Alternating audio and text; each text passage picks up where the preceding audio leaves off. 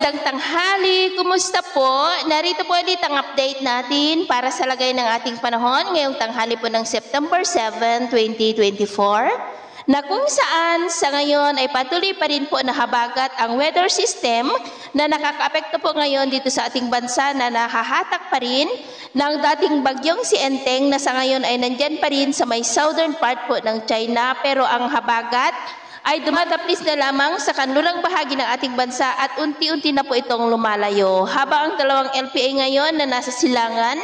at northeastern part ng ating bansa ay mataas ang posibilidad na kapwa lalakas bilang bagyo sa susunod na mga araw. Pero hindi naman po bantang may ito dito sa ating bansa, maliban po sa hahatakin muli ng nasa silangan ang habagat sa susunod na mga araw. At sa ating long range forecast,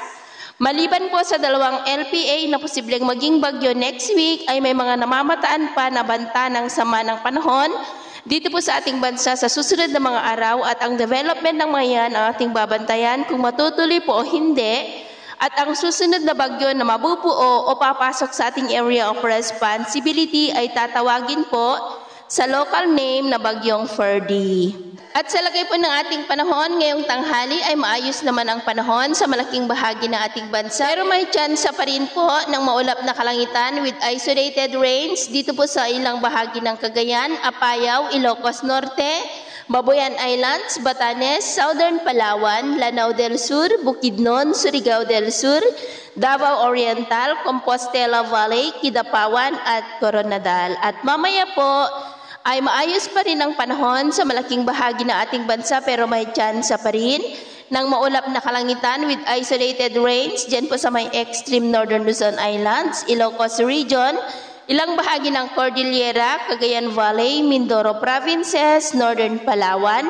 Laguna, Camarines Norte, ilang bahagi ng Antique, Negros, Cebu, Bohol, ilang bahagi po ng Leyte at Samar, maging po sa may Basilan, Zamboanga Peninsula, Northern Mindanao, ilang bahagi ng Caraga, Davao Region at Sorsogon.